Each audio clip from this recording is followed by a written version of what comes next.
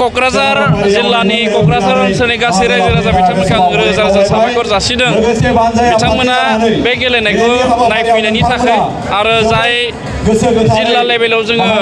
खुंथाय आफाद दादोंमोन बिथांमोनाबो मोजाङै सामलायदों बिनि थाखाय आं बिथांमोननो साबायखर जासिबाय दिनैनि नैबे क'क्राझार जिल्लायाव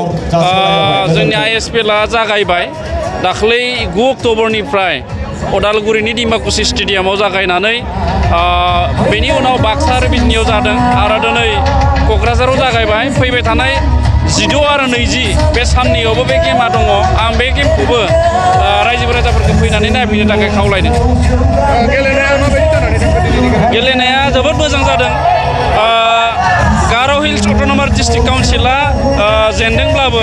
बिथांमोना जोबोद मोजां गेलेदों आरो मोनसेया जाबाय बड'लेण्ड टेरिटरियेल रिजननि टीम बिथांमोनाबो जोबोद मोजां गेलेदों जोबजासिम रायजो राजाखौ मुहि होनो हानाय मोनसे गेम बा गेलेनाय बिथांमोना देखायदों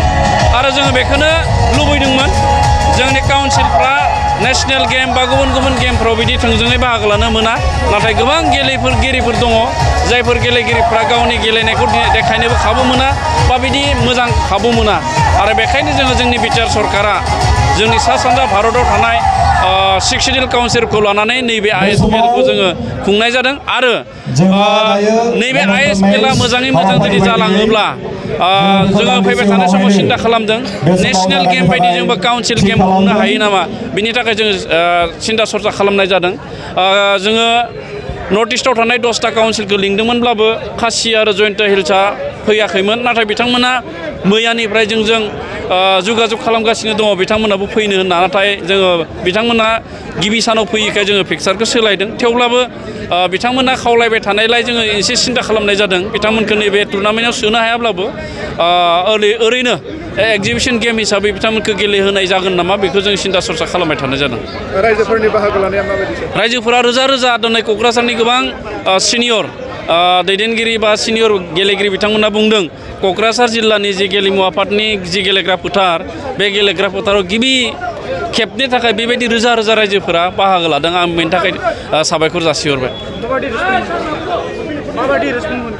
रेसपन्सा जोबोद मोजां बिथांमोना फैनानै गेलेनायखौ जोबोद मोजाङै नायदों जोबोद डिसिप्लिनहै नायदों जों खावलायनाय बायदिनो बिथांमोना नायदों आरो बेबायदिनो जोंनि गेलेनाया जौगानायनि फारसे थांगासिनो दङ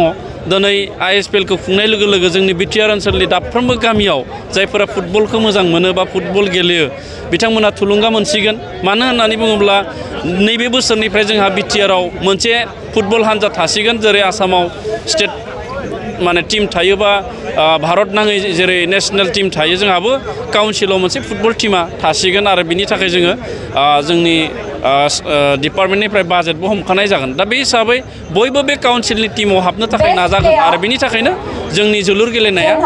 जौगाखांगोन काउन्सिलनि टीमखौ जोङो अपेन खालामदों जोंनि बिटिआराव थानाय मोन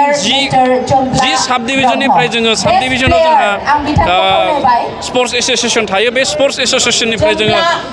प्लेयार लिस्ट बिहरदोंमोन 10 जन करि आरो बे प्लेयार लिस्टआ फैदों आरो बेखौ जों अपेन ट्रायल होदों आरो अपेन ट्रायल होनानै जोङो सायख'नानै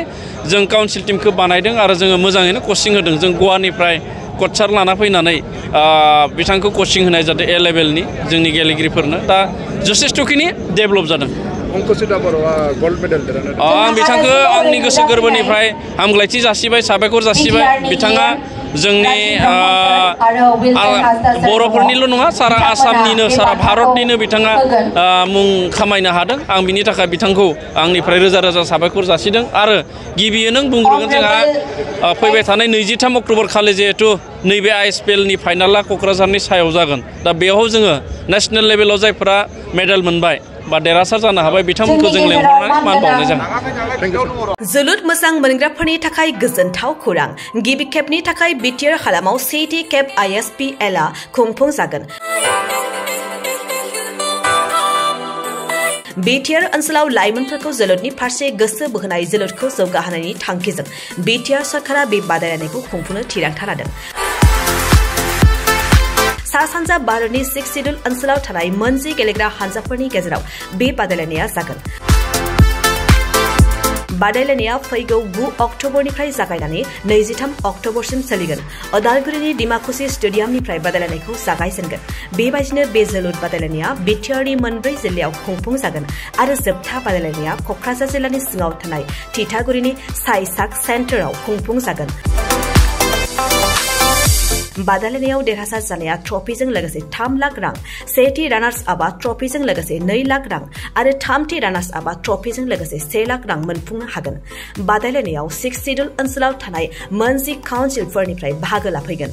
फारि बायदियै Tripura tribal areas autonomous council, Khasi hills district autonomous council, Jaintias hill district autonomous council, Garo hills district autonomous council, Lai autonomous council, Mara autonomous district council, Chakma district autonomous council, Karbi Anglong autonomous council, Dimasa Hasao autonomous council, Bodoland territorial reason.